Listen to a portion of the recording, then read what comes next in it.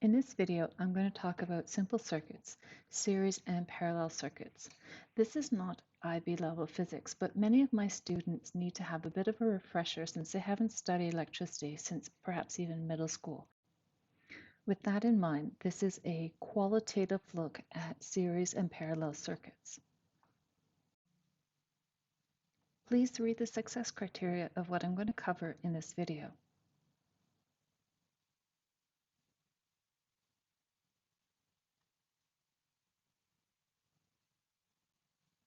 In this video, I'm going to use the PhET simulation, and I'll put the address to find out where you can look for it as well in the description of the video. So the first one I'm going to look at are lamps in series, and you can see this in my diagram.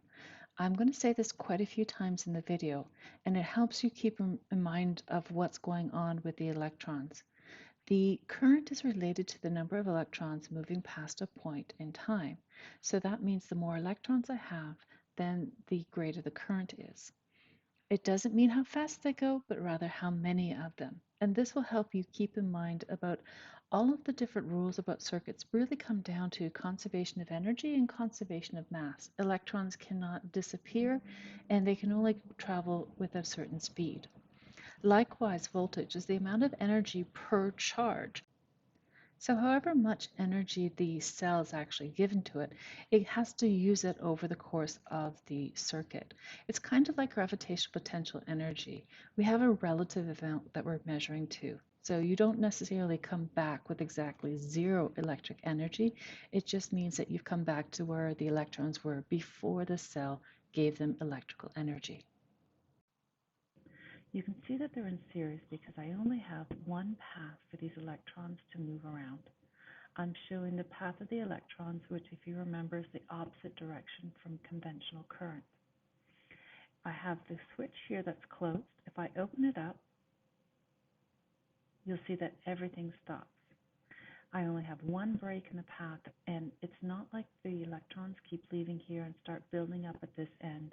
It's like a bicycle chain. When it's broke, it doesn't work anymore. So I'll close that back up, and you can see the lights both turn back on. I can do the same thing here. If I cut this connection, if I have one of my lamps blown, when they are in series, then everything stops. So if you had two light bulbs in series and one gets damaged, there is no more current.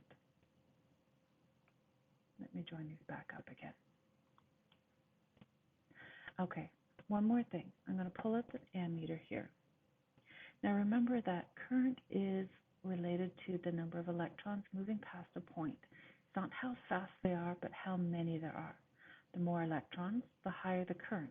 The speed of them depends actually on the material. If I put my little ammeter right here and I allow all those electrons to flow through my ammeter, you can see I've got a current of 0.45. I can put it here, 0.45, 0.45, and so forth. And that's because just like a bicycle chain, we can't have electrons building up anywhere. The number of electrons leaving my battery are going to have to equal the number of electrons entering my battery. Oh, really, I should have said the word cell there. Okay, and as I move around through here, no electrons get lost or left behind. There's no magical buildup. So that means my current has to be the same in every part of my series circuit. Now let's put the voltmeter out here. If you remember, voltage is related to the amount of energy per charge. 1 volt is 1 joule per coulomb, energy per charge. So it's not the number of electrons, but rather related to the amount of energy that's used up in this particular load. So you can see here I have 4.5 volts. So that means the electrons, when they move through here, use 4.5 joules per charge per coulomb of energy. Both of them are 9, and if I went and showed you the cell, you can see that it's 9 volt. So we're assuming that all these wires are perfect, and the reason why my two lamps are giving me the exact same number of potential difference or voltage is because they're the same resistance. If I change these, some random number here. Now you'll see that if I measure the potential difference of my first one, I have 1.55. If I move it to the second, I now have 7.45. Together, they still add up to the 9 volts. So the electrons are using up the amount of energy that's been given to them to the cell. It's not like they return back to the cell with zero energy. It's kind of like gravitational potential energy. You're measuring it compared to a relative amount.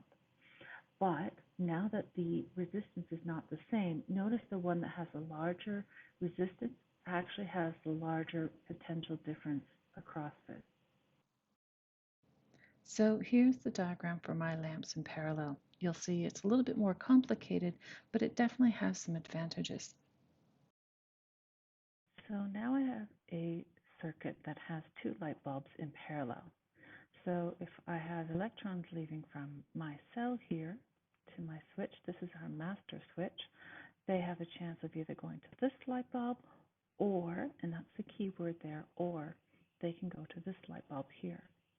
Notice the number of different switches I have now due to the increased number of different paths. So if I click this master switch here and turn this on, nothing happens still because I still don't have a single complete path. If I close this one here, you can see that light will now turn on and the electrons are starting to flow very slowly through our circuit. If I close this switch, now you can see they will go through both. If I just open this one switch here, you can see that light will still transfer and still be created through my second light bulb, but it's no longer through the first. And that's because I now have more than one option. So in the series circuit, if one light bulb was disconnected, everything got disconnected. But that's an advantage of being in parallel. Notice I do need more wires and more switches, but if this light bulb here burnt out for some reason, this one would still operate. Let's close that back up and have our electricity flowing again. So remember, current is related to the number of electrons moving past a point per time, not the speed of them, but rather the number of them. So I want you to think about how the current will change in this situation. Right now, leaving the cell, I have 0.18 amps. How much should be entering into the cell? That's right, exactly the same. So in other words, no electrons have gotten lost or used up, or poof, Harry Potter magic disappeared within this circuit. So I've got 2 light bulbs. If I click on the values here, you'll see that they have the exact same resistance. If that's the case, what should the current be on the first branch? Yeah, that's right, half of it. If they're equal resistance, then half the electrons will go this way and half the electrons will go this way. So the total current leaving was 0.18, and to the first light bulb I have 0.09, and to the second light bulb I have 0.09. And they'll come back and join together here to get 0.18. So let's think about the voltmeter. Remember, volts are all about the amount of energy per charge that the electrons are using. We have 9 volts at the top. So if I check across my first light bulb,